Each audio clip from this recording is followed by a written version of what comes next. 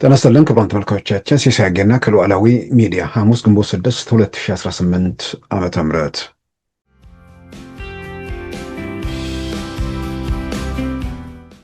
ኢትዮጵያ ማለት አዲስ አበባ ማለት አይደለችም። ኢትዮጵያ ማለት የክልል ከተሞች ማስዋቡ የሚለውጣት የሚቀይራት አገር አይደለችም። ከመሰረቱ ምን አይነት ስትራቴጂና ስልት ነው ነድፎ አገሪቱ ለማሻገር እየሰሩ ያሉት ብለን ካየን ከከተማ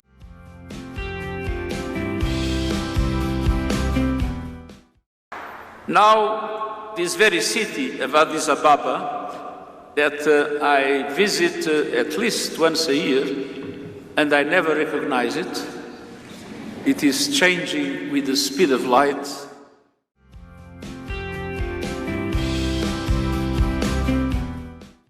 የኤርትራው የውጭ ጉዳይ ሚኒስትር አቶ ኡስማን ሳላ በቅርቡ ወደ ዋሽንግተን ይመጣሉ ተብሎ እንግዲህ እየተጠበቀ ነው።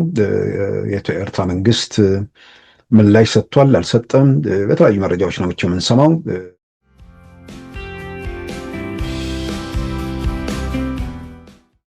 ጀኖሳይዳዊ ኩናት ብሓፈሻዊ ቁጠባዊ ምንቅስቃስ ትግራይና ብቐንዱ ድማ ስራሕቲ ሕርሻን ሃብቲ ተፈጥሮን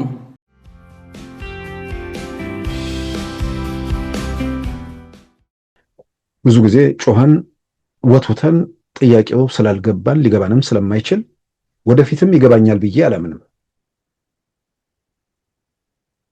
ምክንያቱም የለማ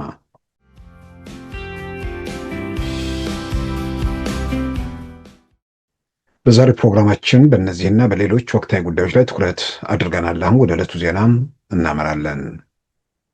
ሚያዝያ 7 2018 በፕሪቶሪያ የሰላም ስምምነት የፈረሰውን ምክር ቤት በመመለስ በፕሬዝዳንትነት የተመረጡት ዶክተር ደብረጽዮን ገብረ ሚካኤል የክልሉን ፕሬዝዳንት ቢሮና የፌስቡክ ገጽ በመቆጣጠር ስልጣናቸውን ማረጋገጣቸው ይፋ ሆኗል።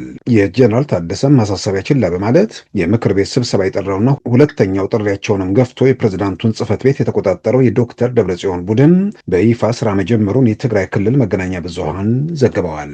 የትግራይ ግብርናና ተፈጥሮ ሀብት ወደ ነበረበት ለመመለስ ሁሉም በየድርሻው አጋዥ እንዲሆን የትግራይ ክልል ፕሬዝዳንት ዶክተር ደብረጽዮን ገብረ ሚካኤል ገለጹ። በግብርና ላይ ያተኮረ ስብሰባ በመቀሌ ሲካሄድ በመድረኩ ላይ ንግግር ያደረጉትና የክልሉ ፕሬዝዳንት በሚል የተጠቀሱት ዶክተር ደብረጽዮን ገብረ ሚካኤል ለግብርናው መዳከም የፌዴራል መንግስትን ተጠያቂ አድርገዋል። ጀኖሳይዳዊ ኩናት ብሓፈሻዊ ቁጠባዊ ምንቅስቃስ ትግራይና ብቐንዱ ድማ ስራሕቲ ሕርሻን ሃብቲ ተፈጥሮን በታወጀው ጄኖሳይድ የጦርነቱ መሳሪያ በማድረግ ግብርና እንዳይነሳ ተደርጎ ቆይቷል። ሌተና ጀነራል ታደሰ ወረደ ደግሞ ከአርብ ሚያዝያ 30 2018 ጀምሮ በምን ሁኔታ ላይ እንዳሉ የታወቀ ነገር የለም። ከዶክተር ደብረጽዮን ጎን በመሰለፍ ሂደቶችን በኃይል እያስተባበረ የሚገኘው ቲዲኤፍ የተባለው ታጣቂ ኃይል አዛዦች ለዶክተር ደብረጽዮን ታማኝነታቸውን አሁንም በማረጋገጥ በቃል አቀባያቸው በኩል በሰጡት መግለጫ ወደ ጦርነት ልንገባ እንችላለን ሲሉ አሳስበዋል። የህወሓት ታጣቂዎች አዛዥ ቃል አቀባይ ኮሎኔል ገብረ ጻድቃን ከድምፅ ወያኔ ጋር ባደረጉት ቃለ ምልልስ መሬታችንን አንመልስም የሚሉ ከሆነ ራሳችንን ለመከላከል እንገደዳለን ሲሉ አሳስበዋል። ሕዝውን ልብ ገይሮም ተን መሰረታዊ ጠለባትናን ተተመለሱ ይዝሐይሽ አሁንም ቢሆን ልብ አድርገው ጥያቄዎቻችንን ቢመልሱልን ይሻላቸዋል። መሬታችንንም ተፈናቃዮቻችንንም አንመልስም፣ በረሃብ ሞቱም እናጠፋቸዋለን ወዘተ የሚሉ ከሆነ ግን ራሳችንን ለመከላከል እንገደዳለን። አሁን ግን ውጤቱ እንደ 2013 ላይሆን ይችላል ሲሉ ተናግረዋል። ሕዚ ግን ከም ናይ 2013 ዘይክኸውን ይኽእል እዩ ውጽኢቱ። ይህ በእንዲህ እንዳለም የትግራይ ጊዜ አስተዳደር ምክትል ፕሬዝዳንት የነበሩትና አሁን በምን ኃላፊነት ላይ እንደሚገኙ ያልታወቁት የህወሓቱ ምክትል ሊቀመንበር አቶ አማኑኤል አሰፋ ለአዣንስ ፍራንስ ፕሬስ በሰጡት አጭር አስተያየት ስልጣኑን የዶክተር ደብረጽዮን ቡድን መረከቡን ገልጸው ጊዜያዊ አስተዳደር የሚባል ነገር የለም ሲሉ የጀነራል ታደሰ ስልጣንም ሆነ በፕሪቶሪያ ሰላም ስምምነት የተቋቋመው አስተዳደር ማብቃቱን ገልጸዋል። ዶቼ ቬለ የእንግሊዝኛው አገልግሎት ያነጋገረው የመቀሌ ከተማ ነዋሪና የቀድሞ የቪኦኤ ጋዜጠኛ ሙሉጌታ አጽባሃ ዶክተር ደብረጽዮን ገብረ ሚካኤል የፕሬዝዳንቱን ቢሮ መቆጣጠራቸውን ገልጿል። ይህ በእንዲህ እንዳለም አሜሪካ በአፍሪካ ቀንድ ብሎም በአፍሪካ በጠቅላላ እየተከተለች ባለችው አዲሱ ፖሊሲ ሳቢያም ከኤርትራ መንግስት ጋር ጭምር ግንኙነቷን ለማደስና ማዕቀብ እንደምታነሳ መገለጹን ተከትሎ የኤርትራው የውጭ ጉዳይ ሚኒስትር ወደ አሜሪካ እንደሚጓዙ የዲፕሎማቲክ ምንጮች ገልጸዋል። አሜሪካ የአፍሪካ ቀንድን ሰላም ለማረጋገጥና የቀይ ባህር ደህንነትን ለማስጠበቅ እየተንቀሳቀሰች መሆኗ እየተገለጸ ባለበት በአሁኑ ወቅት በኢትዮጵያው የውጭ ጉዳይ ሚኒስትር ዶክተር ጌዲዮን ጢሞቴዎስ የተመራ የልዑካን ቡድን ከአሜሪካዊ የውጭ ጉዳይ ሚኒስትር ማርኮ ሩቢዮ ጋር መወያየቱም ይታወቃል። ጸጥታና መከላከያን ጨምሮ ልዩ ልዩ ስምምነቶችን ከአሜሪካ መንግስት ጋር የተፈራረመው የኢትዮጵያ መንግስት የልዑካን ቡድን ዋሽንግተን ዲሲን ሳይለቅ የዛሬ 5 ዓመት በፕሬዝዳንት ጆ ባይደን አስተዳደር በኢትዮጵያ ላይ የተጣለው የጦር መሳሪያ ማዕቀብም ተነስቷል። የኢትዮጵያ የልዑካን ቡድን በአሜሪካ ኮንግረስ ከሴናተር ቴድ ክሩዝ ጋር የተወያየ ሲሆን በሃድሰን ኢንስቲትዩት ተገኝቶም ከአሜሪካ የምርምር ተቋማት መሪዎችና ተመራማሪዎችም ጋር ተነጋግሯል። የሳህል ቀጠና የአሜሪካ ልዩ መልእክተኛ ከነበሩት ዶክተር ጄ ፒተር ፋም ጋር መወያየታቸውም ታውቋል። የፕሬዚዳንት ትራምፕ የአፍሪካና የአረብ ሀገራት አማካሪ ከሆኑት አምባሳደር ማሳድ ቦሎስ ጋር መወያየታቸው ይታወቃል። የኢትዮጵያ መንግስት የልዑካን ቡድን የዋሽንግተን ተልእኮውን ጨርሶ ወደ ህንድ ኒው ዴሊ ተጉዞ በብሪክስ ጉባኤ ላይ መገኘቱም ታውቋል። ከአሜሪካ ጥረት ጋር በተያያዘ የኤርትራው የውጭ ጉዳይ ሚኒስትር አቶ ኡስማን ሳላ ወደ ዋሽንግተን በቅርቡ እንደሚጓዙ የዲፕሎማቲክ ምንጮች ገልጸዋል። ዋሽንግተን መድረሳቸውን ተከትሎም በኤርትራ ላይ የተጣሉ ማዕቀቦች በይፋ እንደሚነሱም ይጠበቃል። የኤርትራ መንግስት የአቋም ለውጥ ካላሳየን በኤርትራው የውጭ ጉዳይ ሚኒስትር አቶ ኡስማን ሳላ የተመራ የኤርትራ መንግስት የልዑካን ቡድን በቀናት ውስጥ ዋሽንግተን ዲሲ ይደርሳል ተብሎ ይጠበቃል።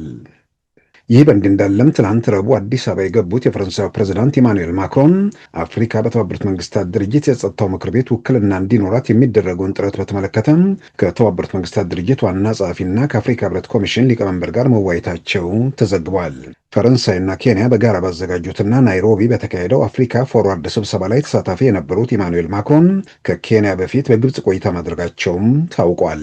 ከኢትዮጵያው ጠቅላይ ሚኒስትር ዶክተር አብይ አህመድ ጋር ከተወያዩ በኋላ ለግሪን ኢነርጂ $63 ሚሊዮን የብድር ድጋፍ ማድረጋቸው ሲገለጽ በአጠቃላይ በአፍሪካ ደረጃ በኢንቨስትመንትና በሌሎችም መስክ ድጋፍ ለማድረግ ከፈረንሳይ ኩባንያዎች ጋር በመሆን $27 ቢሊዮን ሀብት የማሰባሰብ ስራ እንደሚጀመርም አስታውቀዋል። አፍሪካ በተባበሩት መንግስታት የጸጥታ ምክር ቤት ድምፅ እንዲኖራት በሚል ከተባበሩት መንግስታት ድርጅት ዋና ጸሐፊና ከአፍሪካ ህብረት ኮሚሽን ሊቀመንበር ጋር በተወያዩበት ወቅት የተባበሩት መንግስታት ድርጅት ዋና ጸሐፊ አንቶኒዮ ጉተሬዝ ተቋሙን የተሟላና የሁሉም ለማድረግ የአፍሪካ ድምፅ አስፈላጊ ስለመሆኑ አጽንኦት ሰጥተዋል። ከአውሮፓ 3 ሀገራት፣ ከሰሜን አፍሪካ 1 እንዲሁም ከኤዥያ 1 ሀገር ሲወከል አፍሪካና ላቲን አሜሪካ ያለው ተወካይ መቅረታቸው ተገቢ እንዳልሆነ አንቶኒዮ ጉተሬዝ አስገንዝበዋል።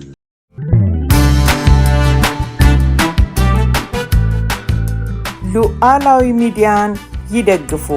ስራዎቻችንን ለብዙ እንድናደርስ ሰብስክራይብ፣ ሼር፣ ላይክ በማድረግ ሉዓላዊ ሚዲያን ያጠናክሩ። እውነትን እንዘግባለን፣ ኢትዮጵያዊነትን እናቀነቅናለን። መድረኩ ግን ለሁሉም አመለካከት ክፍት መሆኑን እናረጋግጣለን። ሉዓላዊ ሚዲያ።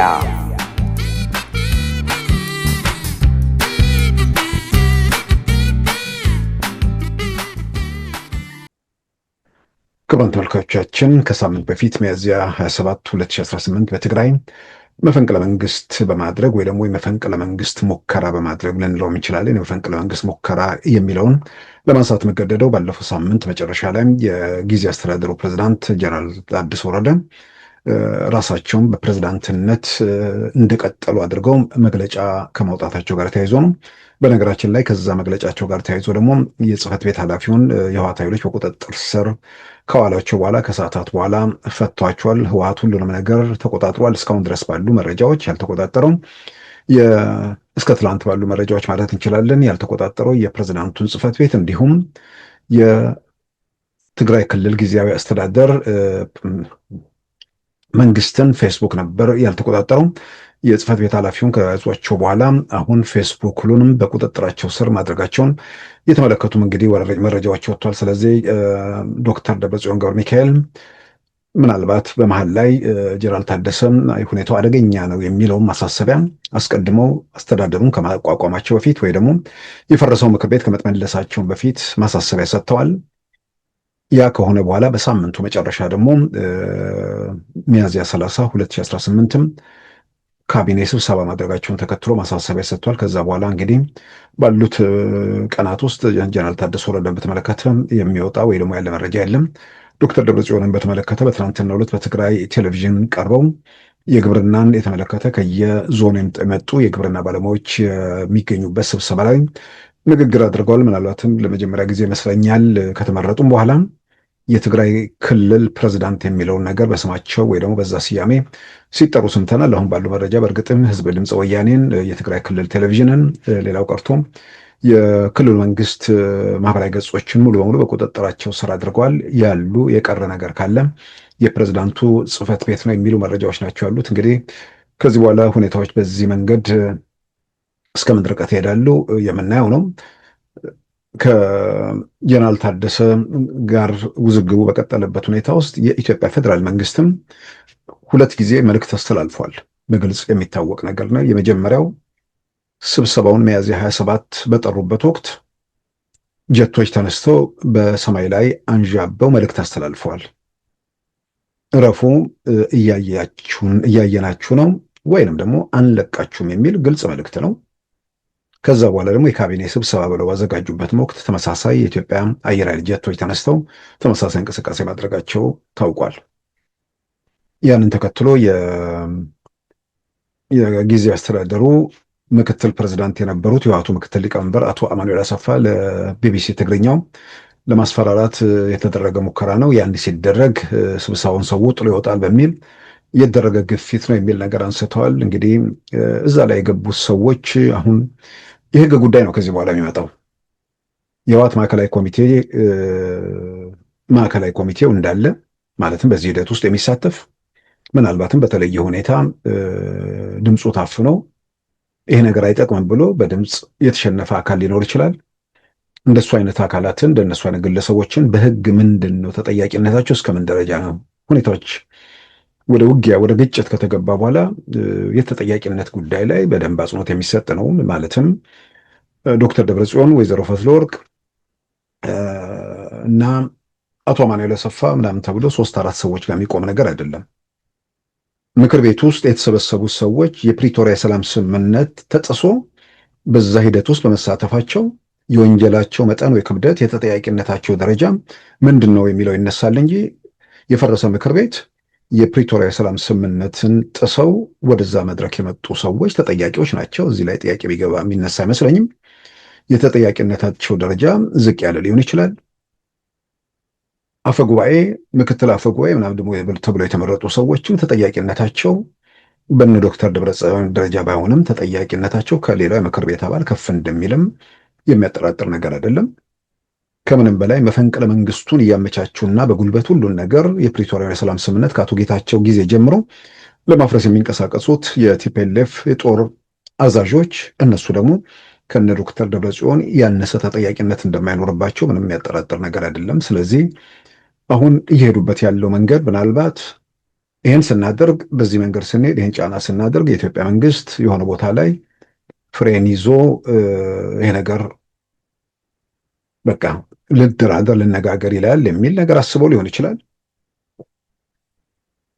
በሌላም በኩል በቅንነት እንየውና ኃላፊነት ስለማይሰማን በኢትዮጵያ መንግስት አይን ኃላፊነት አይሰማቸውም፣ የህዝቡ እልቂትም ሌላም ነገር ደንታ የላቸውም። ስለዚህ አጥፍተውን ከሚጠፉ የሚያጠፉት ነገር የለም። በእርግጠኝነት ሊጠፉ እንደሚችሉ ደግሞ የዚያን ያህል በእርግጠኝነት መናገር ይቻላል። ግን የሚያጠፉት የለም ማለት ሰዎች አይሞቱም ማለት አይደለም። ከዛ ያለፈ ግን የሚያደርጉት ነገር የለ። ስለዚህ እንዲህ አይነት ኃላፊነት የማይሰማው ቡድን የሆነ ነገር ከማድረጉ በፊት የኢትዮጵያ መንግስት የሆነ ነገር የተወሰነ ነገር ርቀት ሊሄድና ልቀበላቸው ብሎ ያስባል ብለው እንደዛ ሊገመግሙ ይችላሉ። ህግና ስርዓት እያፈረሰ የሚቀጥለን አካል በየትኛው መንገድ በየትኛው ሁኔታ ውስጥ የኢትዮጵያ መንግስት ሊቀበል ይችላል። ከምንም በላይ ደግሞ ሁኔታዎች ምናልባትም የጥይት ድምፅ በሌለበት ሁኔታ ውስጥ ጉዳዮችን ልባት ያገኙ የሚችሉበት እድል እየሰፋ መጥቷል ብዬ በግል ያምናለሁ። የእነ አሜሪካ ሩጫ እስከ ግብፅ ድረስ የሚደረገው ጥረት ማለትም ኢትዮጵያ በታላቁ ህዳሴ ግድብ በቀይ ባህር ጉዳይ ላይ ከአሜሪካው የአፍሪካና የአረብ ልዩ መልእክተኛ አምባሳደር ማሱድ ቦሎስ ጋር ኢትዮጵያዊ የውጭ ጉዳይ ሚኒስትር የተመራ ልዑካን ዋሽንግተን ላይ መነጋገራቸው ታላቁ ህዳሴ ግድብና ቀይ ባህር የሚሉ ነገሮች ሲመጡ የተያዙ ነገሮች የኢትዮጵያንም ጥያቄ የግብፅንም ጥያቄ በአካባቢ አጠቃላይ ለአሜሪካም ለዓለምም በቀንዱ ላይ በቀጠናው ላይ ያለውን ሰላም እሱን ታሳቢ ያደረጉ እንቅስቃሴዎች ስለሆኑ በዚህ በኩል የሚደረገው እንቅስቃሴ በዚህ በኩል የሚደረገው ጥረት ብዙ ነገሮችን ለመለወጥ ሰላምን ለማረጋገጥ ያለው ጥረት በጣም አዎንታዊ ነው ብዬ አምናለሁ። የኤርትራ መንግስት ያው በመጨረሻ ጊዜ አቋሙን ይለውጣል የሚል ነገር ብዙ የሚያነሱ አካላት አሉ። ግን ከዚህ በኋላ የሚለዋውጠው ነገር ይኖራል አይኖርም አላውቅም። ግን ከዚህ በኋላ የሚለወጥ አቋም በራስ ላይ ሞትን ማወጅ ነው የሚሆነው። የኤርትራን ህዝብ የሚጠቅመው የኢትዮጵያንም ህዝብ የሚጠቅመው ለአካባቢው ለቀንዱም ሰላም የሚበጀው የቀይ ባህር መስመር ደህንነት መጠበቅ ለዓለምም የዓለም ንግድ 12 በመቶ የሚንቀሳቀስበት አካባቢ ላይ ሽፍቶች መፈንጫ እንዳይሆንም በብዙ መልኩ ሁሉም ተጠቃሚ የሚሆንበት ሁኔታ ለመፍጠር አሜሪካ እየሄደችበት ያለው መንገድ አጠቃላይ ፊቷን ወደ አፍሪካ ማዞሯ ይህን አጋጣሚና ሁኔታ መጠቀም ሁለት ወንድማማች ህዝብ መነሳት የሚችልበት ነገር ላይ መስራት በጣም በጣም አስፈላጊ ነገር ነው። ምናልባት እንግዲህ በኤርትራ በኩል ያለው የኤርትራው የውጭ ጉዳይ ሚኒስትር አቶ ኡስማን ሳላ በቅርቡ ወደ ዋሽንግተን ይመጣሉ ተብሎ እንግዲህ እየተጠበቀ ነው። የኤርትራ መንግስት ምላሽ ሰጥቷል አልሰጠም፣ በተለያዩ መረጃዎች ነው የምንሰማው። ግን የምንሰማቸው ወይ ደግሞ የተረዳናቸው ነገሮች የኤርትራ መንግስት አቋሙን ግልጽ አድርጎ አቶ ኡስማን ሳላህን ወደ ዋሽንግተን ዲሲ ከላከ ነገሮች እዛ ጋር ያበቃሉ። እዛ ጋር ነገሮች ካበቁ ደግሞ ያው ወላጅ አልባዎቹ የሚሆኑት እነ ቲፒኤልኤፎች አደጋውን እሱን ተገንዝበው ወደ ሆነ መስመር ውስጥ ይገባሉ አይገቡም። ግን በማናቸውም ሁኔታ ትልቁን ግጭት ውስጥ ከተገባ የሰዎችን ሞትም የሀብት ንብረትና ውድበትም የሚጨምር ከመንግስታት መካከል ሀገራት መካከል ስለሚሆን የተወሰነ ጫና አለው፣ የተወሰነ ጉዳት የሚያስከትልበት ሁኔታ እንደሚኖር አያጠራጥርም። ነገር ግን በእርግጠኝነት ደጋግመን ብንለው ያለውን ነገር መሬት ላይ ያለውን ነገር አንብበን መቀሌ ያለውን ኃይል አድናለሁ ብሎ አስመራን የማጣት ነገርም ሊኖር የሚችልበት እድል በጣም በጣም በጣም ሰፊ ስለሆነ ከምንም በላይ ደግሞ አሁን ባለው ሁኔታ ውስጥ አሜሪካ በአካባቢው ሰላምን ለማረጋገጥ እሷም ከዚህ ቀደም የአፍሪካ ፖሊሲያቸውን በግልጽ ለመቀየር ቀይረው እንትን ብለዋል። በዓለም ላይ ፈጣን እድገት የሚደረግ ከሚካሄድባቸው ከ20 ከሚበልጡ ሀገራት ከግማሽ በላዮቹ አፍሪካ ውስጥ ነው ያሉት። የህዝብ ቁጥሩ ከተወሰነ ዓመታት በኋላ በዓለም ላይ ከፍተኛ የህዝብ ቁጥር የሚኖረው ህዝብ ነው። ስለዚህ ለመነገድም በአጠቃላይ ግንኙነቱን ለማስፋትም ከአፍሪካ ጋር መስራቱ ይጠቅመናል ብለው በደንብ የፖሊሲ አቅጣጫ ተከትለው እየመጡ ባሉበት ሁኔታ ውስጥ ይህን የሚያደናቅፍ ነገር ካለ የሚያደናቅፈውን አካል የኢትዮጵያ መንግስት እልባት እንዲሰጠው ጥቅሻ ብቻ ሳይሆን ከዛ ያለፈም ነገር ያደርጋሉ ብዬ አምናለሁ። ግን የኤርትራ መንግስት ወደ ንግግር ወደ ውይይት ለመሄድ መንገዱን የከፈተ ይመስለኛል። አስመራ አሜሪካ ኤምባሲ ሄደው አቶ ኡስማን ሳላ የኤርትራን የነጻነት በዓል የማክበራቸው ጉዳይም እንደ አዎንታዊ ነገር ይታያል። ያው ያ በአዎንታዊነቱ ዋሽንግተን መጥተውም ጉዳዩን ልባት ካገኘ ኢትዮጵያ ውስጥ ያለው ነገር አይናችን እያየ ሟምቶ የሚያልቅ ነገር እንደሚሆን የሚያጠራጥር አይደለም። ነገር ግን የቲፒኤልኤፍ ሰዎች አንዳንዴ የነ ቲፒኤልኤፎቹ ብቻ አይደሉም። ይሄ በሰፈሩ በምናምን በመንደሩ የታወረ በስልጣን በምናምን ደግሞ አእምሮ የተተበተበ ግራ ቀኝ ማየት እንዴት እንደተሳነው ነገሮችን ለማንበብ እንዴት እንደሚቸገር እየበልጥ እያየን እየተገነዘበን እየተረዳን ከቀን ወደ ቀን በዛ ዙሪያ ላይ ምናልባት ከአእምሮ ሳይንስ አንጻር የተወሰኑ ሰዎች ለናሙና ተወስደው ጥናት ቢደረግባቸው ለኢትዮጵያን ብቻ ሳይሆን ለሌላውም ዓለም ትርፍ የሆነ ጥናት ማግኘት የሚቻልበት ሁኔታ አለ ብዬ አምናለሁ። በዚህ ሳምንት ውስጥ ኢትዮጵያ ውስጥ የዓለም ውስጥ ያለ ማለት ኢትዮጵያ ዋሽንግተን መጥተው ኢትዮጵያ መንግስት ባለስልጣናት ከአሜሪካ የውጭ ጉዳይ ሚኒስትርና ከሌሎች ባለስልጣናት ጋር ምናምን የሚለው በዲፕሎማሲ ረገድ ከአሜሪካ ጋር ያለው ምንድነው የተፈጠረው ወዳጅነት እየጠነከረ መምጣቱ ቀደም ሲል በትግራይ ጦርነት ሳቢያም የነበሩ እንከኖች እየተቀረፉ መገኘታቸው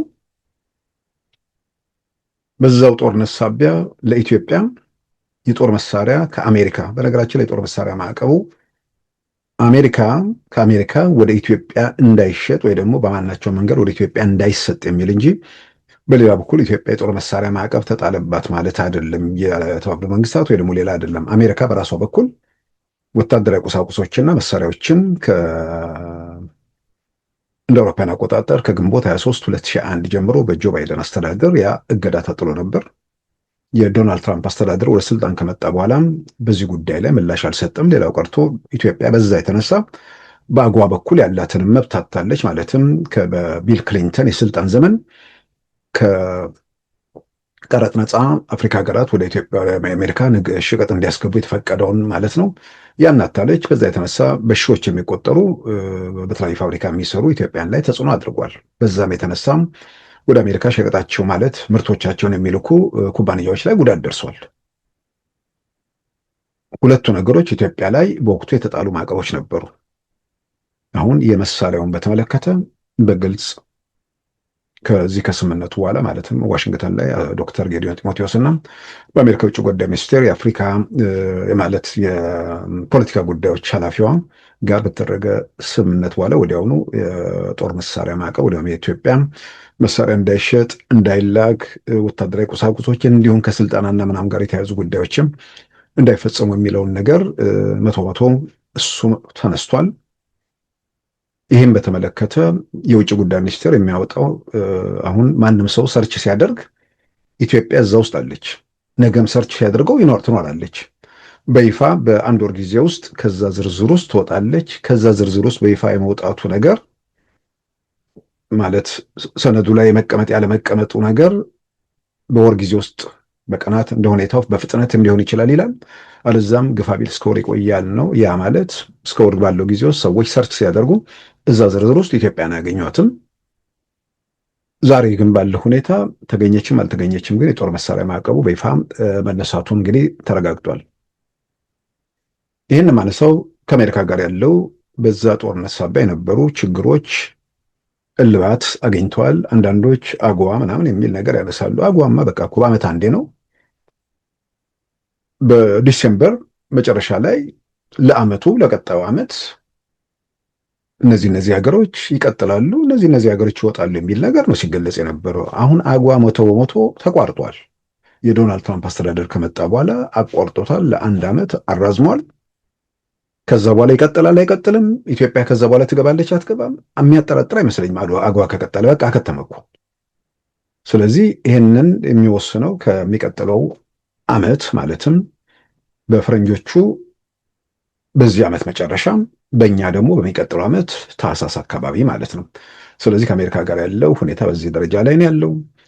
የፈረንሳዩ ፕሬዚዳንት ኢማኑኤል ማክሮን ወደ አዲስ አበባ ገብተው በቢሊዮን ዶላሮች ትልቅ ኢንቨስትመንት ያላቸው የፈረንሳይ ኩባንያዎች ጋር ነው ወደ ኢትዮጵያ ተጓዙት። የተለያዩ ስምምነቶች በዛ ዙሪያ እንደተፈረሙም ተሰምቷል። በሌላም በኩል ኢትዮጵያ በቀይ ባህር በኩል በሚኖራት ሚና ላይ በዛ ዙሪያ ያሉ ንግግሮች በተለይ የተነሱ ጉዳዮች አሉ።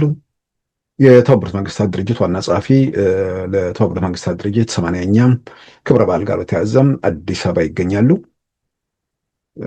ምናልባት እዛ ላይ እሳቸው የተናገሩት ነገር አንድ የቲፒኤልኤፍ ሰው ትላንት ዜናው የህወሓት ዜና ወይ ደግሞ የነ ዶክተር ደብረጽዮን ዜና ሲነገር የህወሓት ጽህፈት ቤት ወይ ደግሞ የፕሬዝዳንቱ ጽህፈት ቤት ኃላፊ የተባሉ አዲስ የተሾሙ ማለት ነው የጀነራል ታደሰን የፕሬዝዳንት ጽህፈት ቤት ኃላፊ ወይ ደግሞ ሴክሬታሪያት የተባሉትን እሳቸውን አስረው የፓስወርድ ተቀብለው የመለሱ ሰዎች አሁን ሌላ የሾሟቸው ኃላፊ የሰጡት መግለጫ አለ። ቀደም መግቢያ ላይ ያነሳሁት በቃ የሆኑ ቦታ ላይ የቆሙ ግራ ቀኝ ለማየት የተሳናቸው እንድልም ያው እንደ ቡድን በዘር የተደራጀ ተመሳሳይ የጋራ በሽታ አለበት። አንዳንዱ ላይ ህመሙ ሊጸናበት ይችላል። ህመሙ እንዲጸናበት የግንዛቤ ችግር የምናምን እያልን የምንዘረዝራቸው ነገሮች አሉ። የመንደር ፍቅር እሱ ራሱ ጥናት ያስፈልገዋል። እና እኚህ ሰው በሰጡ ትላንት መግለጫ ሰጥቷል፣ በአማርኛ ጭምር ማለት ተከታታይ ቴሌቪዥን ላይ ተላለፈ። ኢትዮጵያ ውስጥ እንዴት ጨለማ እንደመጣ ሊያሳዩን ሞከሩኝ። ሰው አቶ ካላዩ የተባሉ ማለት ነው። እሳቸውን ትንስል የእሳቸውን ስሰማ አስቀድሜ የተባበሩት መንግስታት ድርጅት ዋና ጸሐፊ አንቶኒዮ ጉተሬዝን ንግግር ሰምቼ ስለነበር ኢትዮጵያ ውስጥ ቢያንስ በትንሹ በዓመት 2 ጊዜ እመጣለሁ። አዲስ አበባን ላይ በተመላለስኩ ቁጥር መልሼ ለመረዳት ወይ ደግሞ ለማወቅ አዲስ አበባን እቸገራለሁ። በብርሃን ፍጥነት እየተለወጠች ነው ወይ ደግሞ በብርሃን ፍጥነት ይህን አንድ የተባበሩት መንግስታት ድርጅት ዋና ጸሐፊ የዓለም ከተሞችን የሚያውቁ ኒውዮርክ ውስጥ ነዋሪ የሆኑ ኢትዮጵያን በፊትም ሄደው ያዩ መሬት ላይ ያለውን ነገር አንብበው የሚሰጡት ምስክርነት ማለት ነው። አዲስ አበባ በብርሃን ፍጥነት እየተለወጠች ነው። ኢትዮጵያ ለሆነ ኢትዮጵያን ማንም ይምራት ማን፣ ከምንም በላይ ደግሞ ይሄንን የሚለወጠው አካል የመለወጠው ደግሞ በሌላ በኩል እስካልበደለ ድረስ ወይ ደግሞ በደለኝ የምትለውን ነገር በግልጽ 1-2 ብለህ መግለጽ በማትችልበት ሁኔታ ውስጥ በር ዘግተህ ሙሾ አውራጆችን ሁልጊዜ እያደመጥክ እዛ ውስጥ በተዘጋ ሁኔታ ውስጥ ያሉ ሰዎች ይሄን ላይገነዘቡ ላይረዱ ይችላሉ። ግን በተለያየ መንገድ መረጃውን ሲሰሙ የሆነ ቦታ አይደለም ሀገራቸው ርዕሰ መዲናቸው በዛ መንገድ በፍጥነት እያደገች መምጣቷ ከዓለም 3ኛ ዲፕሎማቲክ ማዕከል የምትባልትን ለዛ የምትመጥን ሆና መገኘቷ አንቶኒዮ ጉተሬዝ ኢትዮጵያ የዛሬ 80 ዓመት የተባበሩት መንግስታት ድርጅት ሲቋቋም የቻርተሩ ፈራሚ ነች። አፍሪካን ሁሉ ወክላ የፈረመች እንደዛ ነው የገለጹት። ከዛ በኋላ ደግሞ ለአፍሪካ ነጻነት የታገለች ያ ጠንካራ መሰረት ያላት ሀገር አሁንም ወደ በጎ እንትን እየሄደች መሆኗን የመሰከሩበት ነው። Ethiopia has been in the United Nations a champion for all other African countries to become independent. Not only you were able to represent Africa in the signing of the Charter, but you have been working hard to make sure that all African states could become members of the United Nations after gaining their independence with your support.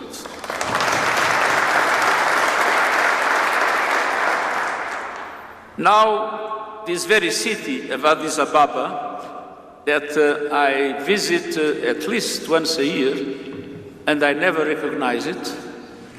It is changing with the speed of light. But this city has become one of the most significant global diplomatic centers in Africa. ዓለም አቀፉ የገንዘብ ድርጅት የአይኤምኤፍ ዳይሬክተር እርሳቸውም አዲስ አበባ ነበሩ። ጆርጂዮቫ እርሳቸው በአዲስ አበባ ቆይታቸው ኢትዮጵያ ውስጥ ያለውን የዚህ በነሱ ማለትም በዓለም አቀፍ የገንዘብ ድርጅት ድጋፍ የሚደረግ የኢኮኖሚ ማሻሻያ ነው ኢትዮጵያ ውስጥ እየተካሄደ ያለው። የኢኮኖሚ ማሻሻያውን እየገመገሙ በመጀመሪያ 3.4 ቢሊዮን ዶላር መድበው ነበር ለኢትዮጵያ። 2016 በእኛ አቆጣጠር ሐምሌ ወር አካባቢ ነው። እየገመገሙ ይለቃሉ። እስካሁን ከ2 ቢሊዮን ዶላር በላይ ለቀዋል። አዎንታዊ በሆነ እርምጃ ላይ እየተጓዘ መሆኑን አበረታች በሆነ ጉዞ ላይ መሆኑን የአይኤምኤፍ ዋና ዳይሬክተሯ ሲገልጹ ይሄንኑ መሰረት አድርጎ ደግሞ የዓለም አቀፉ የገንዘብ ድርጅት የዚሁ ተቋም የእሳቸው ተቋም የአፍሪካ ቢሮ ላይ በማህበራዊ ገጹ ላይ የኢትዮጵያ የኢኮኖሚ ማሻሻያ አስደማሚ በሆነ መንገድ ቀጥሏል፣ ያውም በፈተና ውስጥ በአስቸጋሪ ሁኔታ የዓለም አቀፉ ቀውስ ሀገር ውስጥ ያለው ምናምን ጨምሮ ማለት ነው። ዓለም ኢትዮጵያን የሚያየው ከሰፈር ወይ ጎጆ ውስጥ ቁጭ ብለው ሳይሆን በሰፊው ዓለም ውስጥ ሆነው ኢትዮጵያን የሚያዋት ኢትዮጵያን የሚመለከቷት የሚገመግሟት እንደዚህ ነው። ይህንን ሰምተን ዞር ስንል እዛው መንደር ላይ የተጣሉት የቲፒኤልኤፍ ሰዎች አቶ ካላዩ የተባሉት ምን ይላሉ? እድገት ማለት ከተማ ማስዋብ አይደለም፣ አዲስ አበባና የክፍለ ሀገር ከተማ ማስዋብ አይደለም። ኢትዮጵያ ማለት አዲስ አበባ ማለት አይደለችም። ኢትዮጵያ ማለት የክልል ከተሞች ማስዋብ የሚለውጣት የሚቀይራት አገር አይደለችም። ከመሰረቱ ምን አይነት ስትራቴጂና ስልት ነው ነድፎ አገሪቱ ለማሻገር እየሰሩ ያሉት ብለን ካየን ከከተማ እና ከመዝናኛ ግንባታ ውጭ ለኢኮኖሚያዊ እድገት የሚጠቅሙ የኢኮኖሚ ስትራቴጂዎች ሲነድፉና ሲሰሩ አይታይም። ስለዚህ ይልቁንም ሀገሩ ችግር ላይ ስለሆነ ሰብሰብ ብንበልና እምንመካ ምንድን ነው የምክክር መድረክ ይፈጠር፣ ይህንን ነገር እንዴት መታደግ ይቻላል የሚለውን ቶሎ ብሎ ወደ ሰላማዊ ውይይት የሽግግር ሂደት ገብቶ ሁሉም አለኝ የሚለውን አማራጭ አቅርቦ ይህንን ህዝብ የቀጣይ እድሉን የሚያለመልምበት የሚያስተካክልበት ሁኔታ ካልተፈጠረ ወደ መጥፎ ሁኔታ ይሄዳል። ፍትህና ተጠያቂ ጉዳዩ ከዚህ ጋር የተያዘ ስለሆነ ለካ እነ ልደቱ የደስታ መግለጫ ይላኩት። ያው ልደቱና ሽግግር በጣም እንትን ይላሉ። በዛ ጨለማ በቲፒኤልኤፍ ዘመን ያ ሁሉ አፈና ያ ሁሉ ጭቆና በነበረበት ጊዜ ስለ ሽግግር አውርቶ ማያውቅ ሰው ማለት ነው። ቲፒኤልኤፍ ወደ ስልጣን መመለሱ ልክ ነው ብለው እነ ጸጋዬ አራርሳ ሲናገሩ ቲፒኤልኤፎቹም ልክ ነው ብለው የሚከተሏቸዋል ብለው አምነዋል ማለት ነው። ያኔ እንግዲህ አቶ ጌታቸው ረዳ የተናገሩት ነገር አለ። ቲፒኤልኤፍ ወደ መሀል ሀገር እየገሰገሰ ሲመጣ ሁሉም ሰው የሚያስታውሰው እዚህ ዋሽንግተን ዲሲ ዋይት ሃውስ ፊት ለፊት ልንለው እንችላለን የአሜሪካ ፕሬስ ክለብ እዛ ላይ ሮይተርስ ላይቭ እያስተላለፈ የሽግግር መንግስት በአምባሳደር ብርሃነ ገብረ ክርስቶስ እየተካሄደ ነበር።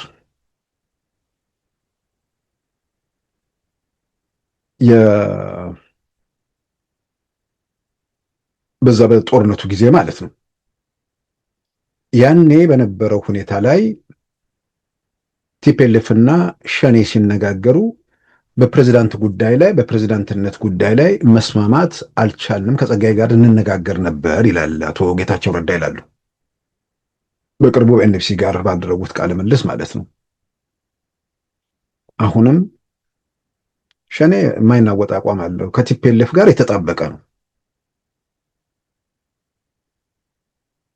ጥያቄው የኦሮሞ ህዝብ ጥያቄ እንዳልሆነ ማረጋገጫው 27 ዓመት ኦሮሚያ ክልል ላይ ምን ሲካሄድ ነበር? በመስለኔ ሲመራ በነበረበት ሁኔታ ብቻ ሳይሆን የኢትዮጵያ እስር ቤቶች ኦሮምኛ ይናገራሉ ያሉት የህዝባዊ ወያኔ ሓርነት ትግራይ አመራር የሆኑት በኋላም እስር ቤት ቆይቶ የተፈቱት አቶ ስዬ አብርሃ ናቸው። በመጽሐፋቸው ጭምር ነው የኢትዮጵያ እስር ቤቶች ኦሮምኛ ይናገራሉ፣ በኦሮሞዎች ተሞልተዋል ማለት ነው። ይሄንን ያደረገ ቡድን ከኢትዮጵያ ማዕከላዊ መንግስት ስልጣን ሲነሳ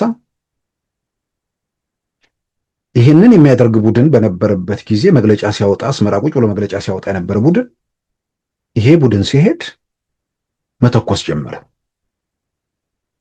ከዛም ጊዜ ጀምሮ ቲፒኤልኤፍ ለቲፒኤልኤፍ የተለየ ፍቅር አለው በማናቸውም ሁኔታ ውስጥ ማለት ነው። እና አሁን ደግነቱ ምን ሊጠቅሟቸው ማን ምን ሊያደርግ እንደሚወዳጁ አይገባኝም እንጂ በሌላ በኩል ደግሞ ሸኔው እና ምናምን እየተወዳጁ የቲፒኤልኤፎች መግለጫ ደግሞ በሌላ መንገድ የተቃኘ መሆኑን ደግሞ ስናይ ብዙ የሚናገራቸው ነገሮች አሉ። እና እኚህ ሰው አገሩ ችግር እንዳለበት ችግር የለም የሚል ማንም ያለ አይመስለኝም።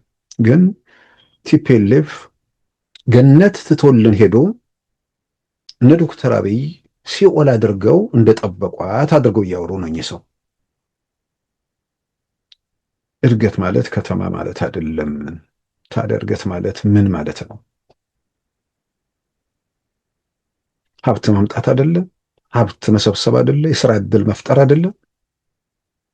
ኢትዮጵያ ውስጥ በዚህ መንገድ በተለወጠው ነገር በየቀኑ በስንት በሺዎች በሚሊዮኖች በቢሊዮን ዶላር በተወሰነ ጊዜ ገደብ ውስጥ ሀገሩ እየሰበሰበ ነው።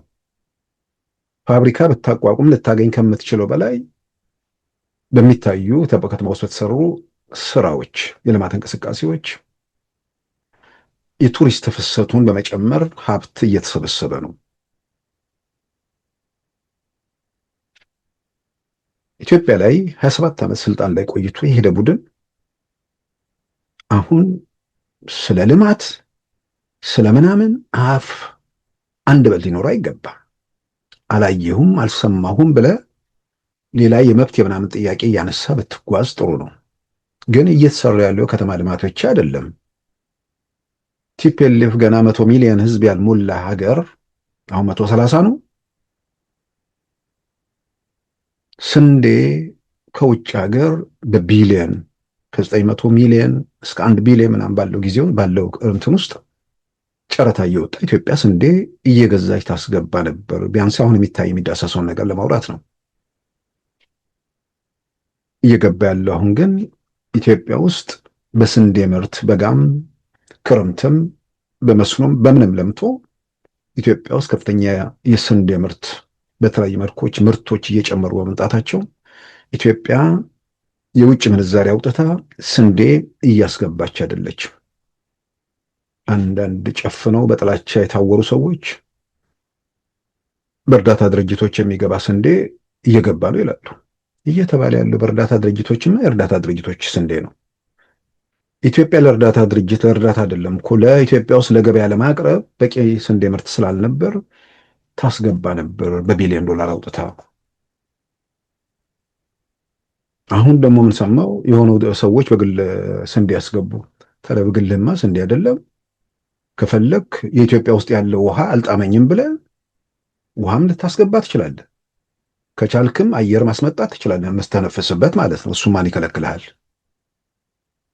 የስንዴ ጥራት የምናምን ብለው ከሚያቀርቡት ምርት ጋር የተያዘ የተሻለ ስንዴ ወይ ደግሞ ለምርታቸው የሚያስፈልግ ወይ ደግሞ ለሌላ ነገር እንደዛ ሊያደርጉ ይችላሉ። ጥያቄው ኢትዮጵያ ሀገር ውስጥ ላለው ፍጆታ ያለውን ክፍተት በመሙላት ከውጭ ሀገር የውጭ ምንዛሪ አውጥታ ስንዴ እየገዛች አይደለችም። እንዲህ ነው ስራ እየተሰራ ነው። ከቲፒኤልኤፍ መሄድ ከሚያበሳጫቸው የውጭ ሰዎች አንዱ ዘ ኢኮኖሚስት ላይ ያለው ስሙ ዘነጋሁት፣ እሱ ነው። የአፍሪካ ምናምን እንትን ነው። ኢትዮጵያን የተመለከተ በሚያወጣው ዘገባ የሚያደርገው ነገር አቅቶት ስለ ኢትዮጵያ ስንዴ ምርት በሚባለው ደረጃ አይደለም ብሎ አንድ ዘገባ ወጣ።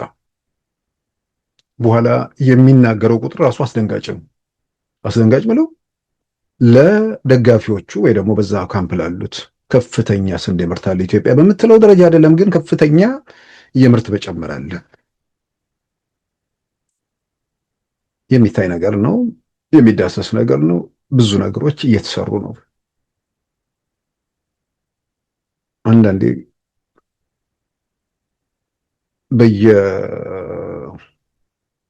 በየሰው በየሰፈሩ ተኮልኩሎ ወይ ደግሞ በራሱ ምክንያት የሆነ መንገድ ጥላቻ ውስጥ ገብቶ አላይም አልሰማም ብሎ መደንዘዝ ነገር ካልሆነ ኢትዮጵያ ውስጥ በተለይ ከተማውን አሁን ጥሩ ነገር ሰዎች ከተማ ውስጥ መዞር የለባቸውም። ቴሌቪዥን ሳትጠብቁ መክፈትም የለባቸውም። እጅ ስልካቸው ላይ ብዙ ሰዎች በየግል ምናምን እየጫኑ ነው። የውጭ ሰዎችም እየመጡ የከተማ አዲስ አበባ ከተማን በተመለከተ የሚያሳዩት ነገር አለ። ይህንን አይቶ በዚህ በአጭር ጊዜ በጦርነት መሃል በቀውስ መሃል ይሄ መሰራቱን አይቶ የማይደነቅ የማይገረም በተአምርነቱ የማያነሳ የሆነ ችግር ከሌለበት በስተቀር ምን ተብሎ ሊገለጽ ይችላል? ኢትዮጵያ ውስጥ ለውጥ ይፈልገናል። ኢትዮጵያዊ መንግስት፣ ኢትዮጵያዊ መሪ ኢትዮጵያ ውስጥ ቢኖር በልማት በምናምን ብዙ ኢትዮጵያ መራመድ ትችላለች ብለን ብዙ ጊዜ ተናግረናል። በቲፒኤልኤፍ ዘመን ግን ማናችንም በዚህ ፍጥረትና በዚህ ደረጃ ሀገር ከተማው ይለወጣል ብሎ የጠበቀ ሰው አለ ብዬ አላምንም። ተአምር የሚመስል ነገሮች እየታዩ ነው። የዛን ያህል ደግሞ ተአምር የሚሆንብኝ በግሌ ይሄን ማየት የተሳናቸው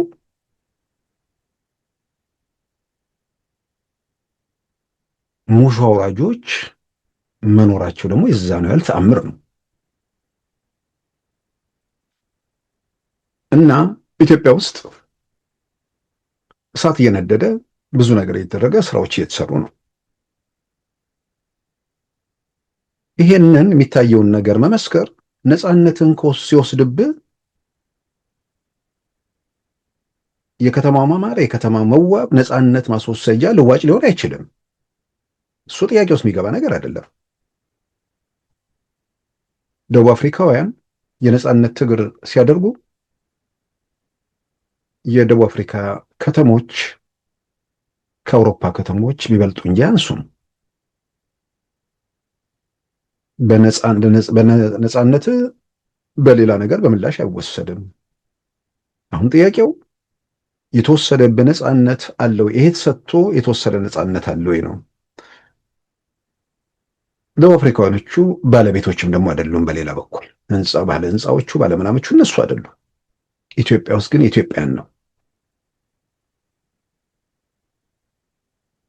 እና የተወሰደ መብት ካለ የምታቀርበው ፍትሃዊ ይሄ ነው ያል ጥያቄ ካለ ለሚጠይቀው ብቻ ሳይሆን ለማይጠይቀውም ለነገ መከራ ማቆየት ስለሚሆን ሁሉም ሰው ድምፅን አስተባብሮ ጥያቄውን በጋራ ያስተጋባል። ብዙ ጊዜ ጮኸን ወትውተን ጥያቄው ስላልገባን ሊገባንም ስለማይችል ወደፊትም ይገባኛል ብዬ አላምንም። ምክንያቱም የለማ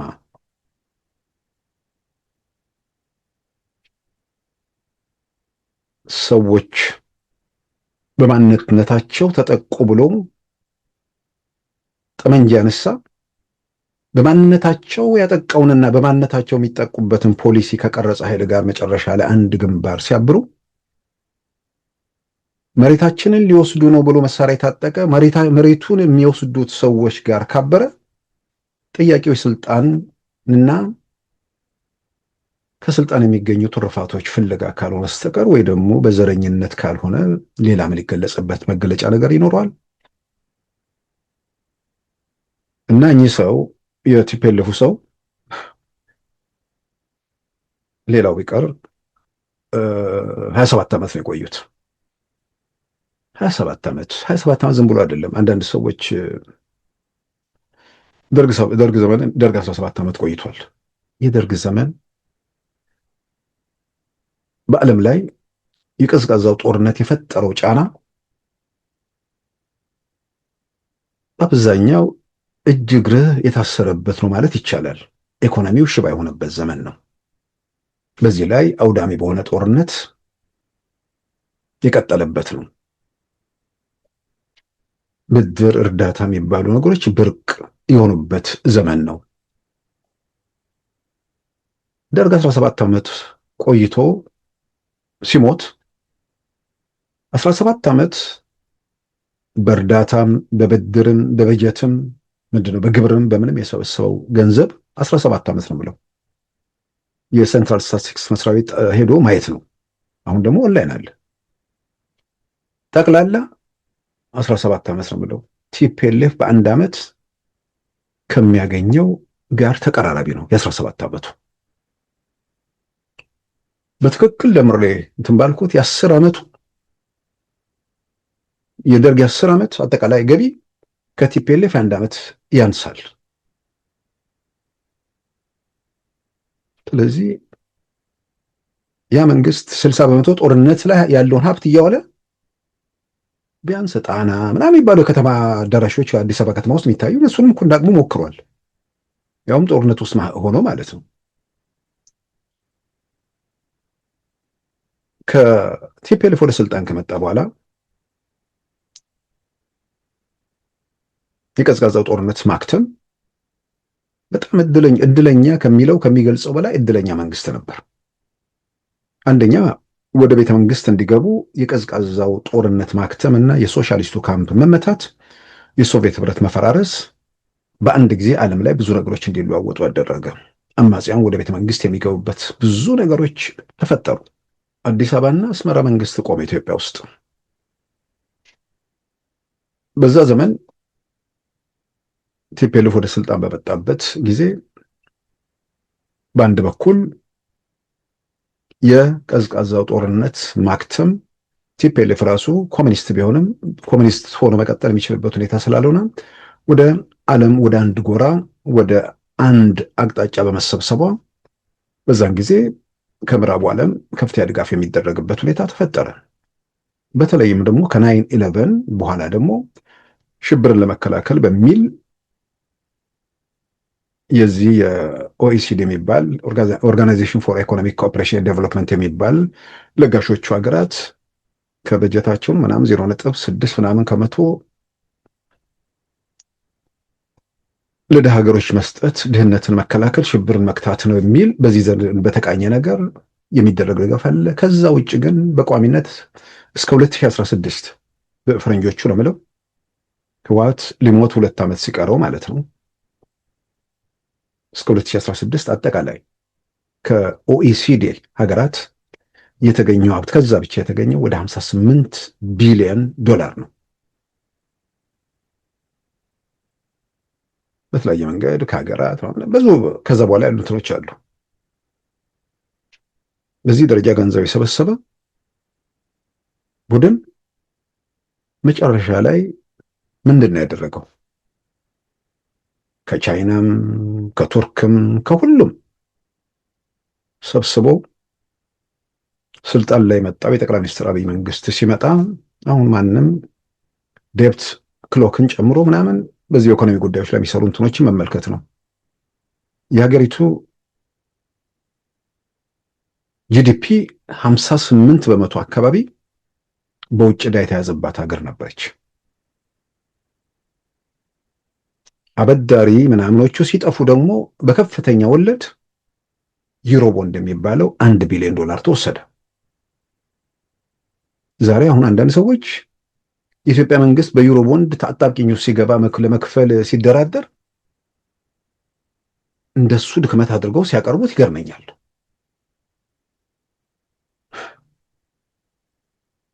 ወይ ምንድነው ወይ አበዳሪ ወይ ተበዳሪ ሞታል አይነት ነገር እኮ ነው ቲፒኤልኤፍ ኢትዮጵያ ላይ ሲያደርግ የነበረው። የማይሞት ሀገር መሆኑን ያን ኃላፊነት መውሰድ አልፈለጉም። የተደራጀ ዘረፋ ውስጥ ነበሩ። ይህ ሁሉ ተሲል በዚህ ሁሉ ሀብት ብዙ ነገሮች መለወጥ መስራት ተችሏል። ኢኮኖሚው ያ ሁሉ እየተደረገ ወደ ውጭ የሚላክ የኢትዮጵያ ኤክስፖርት 2 ቢሊዮን ዶላር አካባቢ ላይ ሲንገታገት አልነበር? 3 ቢሊዮን ዶላር ደርሷል እስከ መቃብራቸው። የተባበሩት መንግስታት ተቋም የሆነው ዩኤንዲፒ እዚህ ዋሽንግተን ዲሲ ከሚገኝ ግሎባል ፋይናንሻል ኢንቴግሪቲ በተባለ ተቋም ባስጠናው ጥናት ከ2001 እስከ 2009 ባለው ጊዜ ውስጥ ከኢትዮጵያ የሸሸው የውጭ ምንዛሪ 11 ቢሊዮን ዶላር ነው። ይሄ ኦንላይን ያለ ሜዳ ላይ ያለ መረጃ ነው። ለምን አላደግንም? ለምን ወደፊት መራመድ አቃተን? አሁን በሰዓት መሃል ሁሉ ነገር እየነደደ በየሀገሩ በየከተማው ከሚሰራው ስራ ባሻገር በዚህ በግብርናውም በምኑም የሚታዩ ውጤቶች ሲታዩ ሲደመሩ ያኔ መስራት አለመቻል ብቻ ሳይሆን ዘረፋ ላይ በግልጽ መሰማራት፣ በሌላም በኩል የሚውሉበት እንጂ የሚያድሩበት እንዳልሆነ በበዛ ደረጃም በራሳቸውን በማሳመናቸው በርካታ ነገሮች መደመር ይቻላል። ስለዚህ በዚህ ደረጃ ሀገር ሲዘርፍ የነበረ ድህነትን ሲያስፋፋ ከነበረ ቡድን ጋር የቀጠለ ወይ ደግሞ የዛ ቡድን ዋና ተዋናይ የሆነ ፍርስራሽ ኢትዮጵያ ውስጥ ስለ ኢኮኖሚ ስለ ምናምን ብልጭልጭ ወይ ደግሞ እድገት ከተማ አይደለም ወደሚል ነገር መግባት ያሳፍራል የሚለው ከሚገልጸው በላይ አሳፋሪ ነው። አላየሁም፣ አልሰማሁም። የሰው ልጅ ጸጸት እኮ አለ። ጸጸትን በአደባባይ መናዘዝ የለብህም። ካፈርክ ራሱ ጸጸት ነው ማፈር። ስለዚህ ጉዳይ አላየሁም አልሰማሁም ብሎ ዞር ማለት ጸጸት ነው። ኢትዮጵያ ውስጥ ስለ ኢኮኖሚ እድገት ጥያቄ አሁን ለማንሳት ቲፒኤልኤፍ የሚባል ስብስብ ሞራል አለው? ኢትዮጵያንም በትግራይ ክልልንም ሲዘርፍ ሲያራቁት የነበረ ኋላ ቀር ግለሰቦች ተደራጅተው ሲቀማኛ ነበር ቡድን ነበር።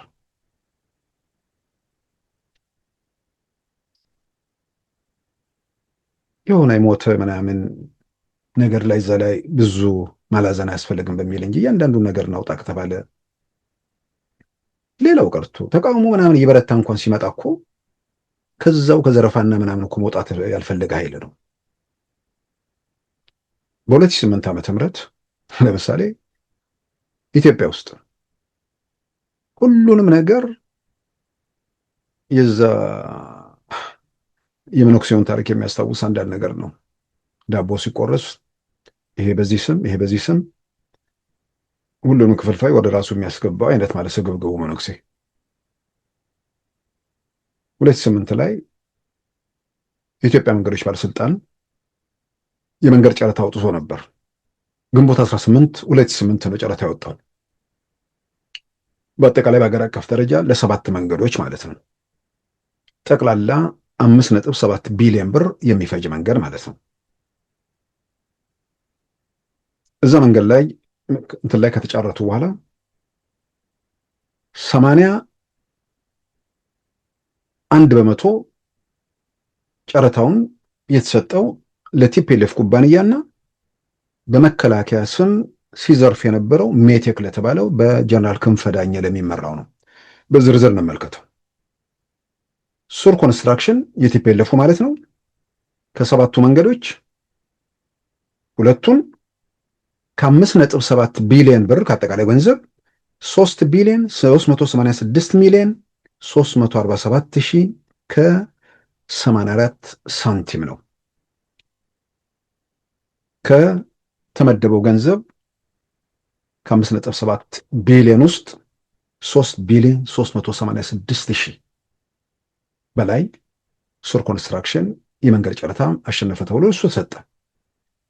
ሌላኛውን ከፍተኛ ያሸነፈው ሜቴክ የተባለው በጀነራል ክንፈ ዳኘው ያው መርከብም ጭምር ሲያስማሙ ወህኒ ቤት ገብተው ያው ኢትዮጵያ ውስጥ ምንድን ነው ለሰላም ለምናምን በሚል የተፈቱና አሁን መቀሌ ሆነው የሚፎክሩ ሰው ማለት ነው። እርሳቸው የሚመሩት ደግሞ 2 መንገድ 1 ቢሊዮን 18 ሚሊዮን 103,418 ብር በአጠቃላይ እነዚህ ከቲፒኤልኤፍ ጋር የተቆራኙት 84.5% አካባቢ ከተመደበው 5.7 ቢሊዮን ብር በ2016 የመብት ጥያቄ የተበደልን ጥያቄ አደባባዩን እያጨናነቀ በመጣበት ወቅት እንኳን ቆም ብሎ ግራ ቀኝ ለማየት እንኳን ያለመፈለግ። በቋሚነት እኮ ታላቁ ህዳሴ ግድብ የሚባል ሲሚንቶ ለታላቁ ህዳሴ ግድብ ብረት ከመስፍን ኢንጂነሪንግ እና እኮ ከመሶቦ ሲሚንቶ ነበር ሲቀርብ የነበረው። ኢትዮጵያ ውስጥ የሚገነቡ ኮሌጆች በአጠቃላይ መሶቦ ሲሚንቶ ፋብሪካ ነበር ሲሚንቶ ሲያቀርብ የነበረው። በዚህ ደረጃ በተደራጀ መንገድ እኮ ቅሚያ ነበር ኢትዮጵያ ውስጥ ሲካሄድ የነበረው። ያን ሲያደርግ የነበረ ቡድን ዛሬ የሆነ ቦታ ላይ ያኮረፉና የተቆጡ ሰዎች ስላሉ ያደምጡኛል ይሰሙኛል ብሎ ነው። በጣም የሚገርም ነው። ቦታው ደግሞ መንገዶች ባለስልጣን ለዚህ ደግሞ ተብሎ እንዲሆን የነበሩት ሰው ከለቀቁ በኋላ ቦታው አንደኛ ከቲፒኤልኤፍ እንዳይወጣ ተወሰነ። ከዛ በኋላ ግን ያው ለውጡ ለካ ነውጥ ሲፈጥር ቲፒኤልኤፍም ውስጥ ስንጥቅ አስከትሎ ስለነበር እርስ በርስ ፉክክር ተጀመረ። የዶክተር አርከበ ዕቁባይ ወንድም ጌታቸው ዕቁባይ የሚባሉና በሌላ በኩል የሱር ኮንስትራክሽን ኃላፊ የነበሩት ግርማ የተባሉት ሁለቱ ለቦታው ኃይለኛ ሽኩቻ ነበር። በወቅቱ እነ ፎርቹን ላይ ሁሉ የወጣ ነገር ነው። ሁለቱ ጎራ ይሳሳብ ነበር፣ ቲፒኤልኤፍ ውስጥ ማለት ነው። ሌላው የለበትም፣ ምንም ለማድረግ የሚችልበትም አቅም አልነበረም። እርግጥ ነው ውስጥ ይህን መሸከም አቅቷቸው ከውስጥ ደግሞ ሲሰረስሩ የነበሩ ሰዎች መኖራቸውን በኋላ ላይ አረጋገጠ እና ስንቱን ስለ ኢኮኖሚ ጉዳይ ስለተነሳ ምናምን እሱ ላይ በዝርዝር ነው ሄደን ካለን ያማል። ተደራጅተው ሀገር ሲዘርፉ ነበር። ግለሰቦች ሀገር ሲያራቁቱ ነበር። ካዝና ሲገለብጡ ነበር። የኢትዮጵያን ሀብት ሲያሸሹ ነበር።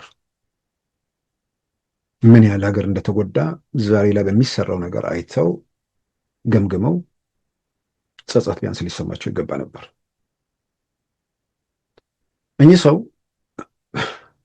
ሌላ ያነሱት የትግራይ ጊዜ አስተዳደር መመለስ፣ የትግራይ ጊዜ አስተዳደር መፍረስና የነ ዶክተር ደብረጽዮን መመለስ ከአማራ ከአፋርና ከኤርትራ ሕዝብ ጋር ያለን ወዳጅነት ለማጠናከር እድል ይፈጥራል። እቺ ሽፋን እንኳን ጥሩ አይደለችም።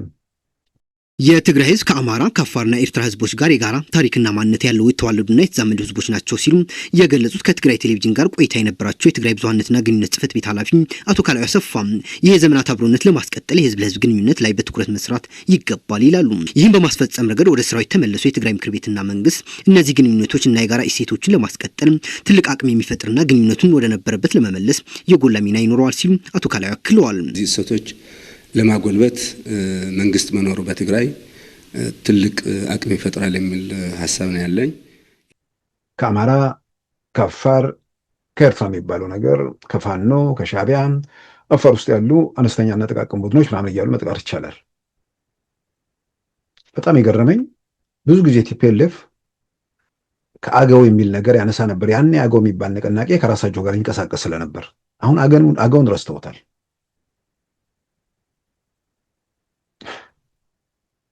እያነሱ መጣል ምናምን የቲፒኤልኤፍ እንትን ነው። ከእነዚህ ኃይሎች ጋር ከሻዕቢያም ተባበርክ፣ ከፋኖም ተቀናጀ፣ ከምናምን እንትን አልክ።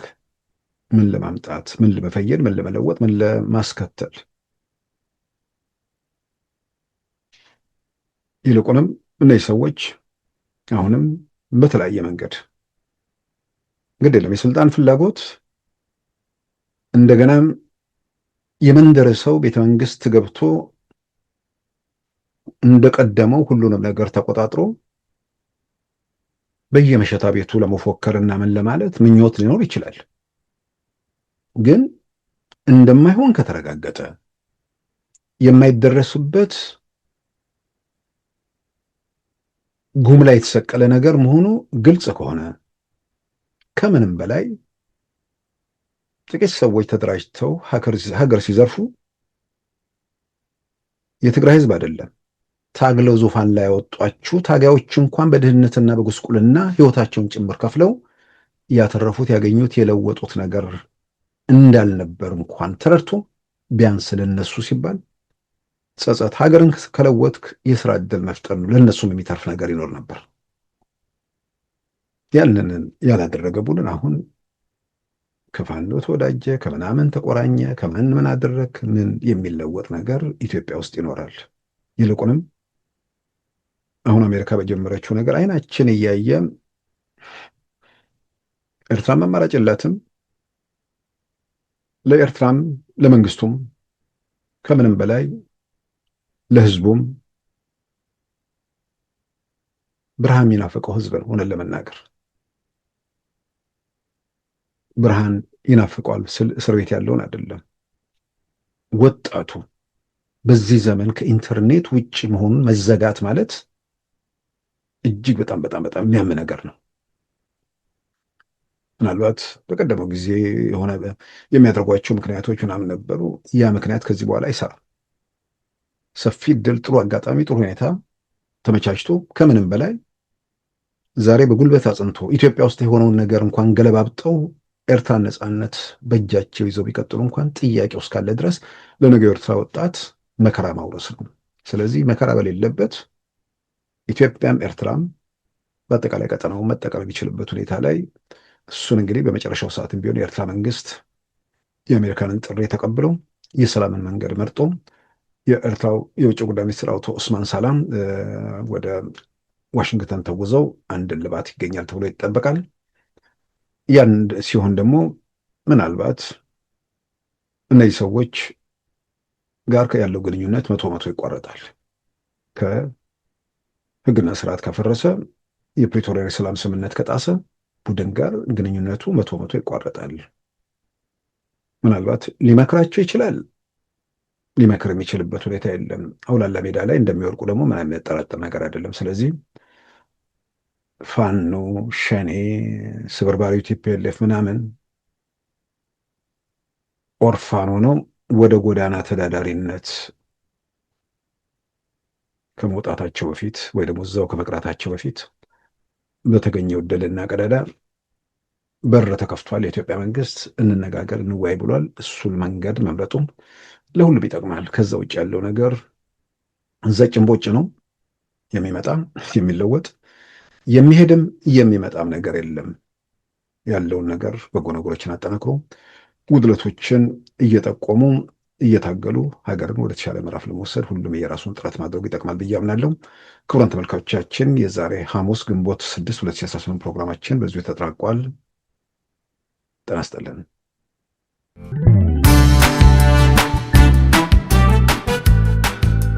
ሉዓላዊ ሚዲያን ይደግፉ። ስራዎቻችንን ለብዙ እንድናደርስ ሰብስክራይብ፣ ሼር፣ ላይክ በማድረግ ሉዓላዊ ሚዲያን ያጠናክሩ። እውነትን እንዘግባለን፣ ኢትዮጵያዊነትን እናቀነቅናለን። መድረኩ ግን ለሁሉም አመለካከት ክፍት መሆኑን እናረጋግጣለን። ሉዓላዊ ሚዲያ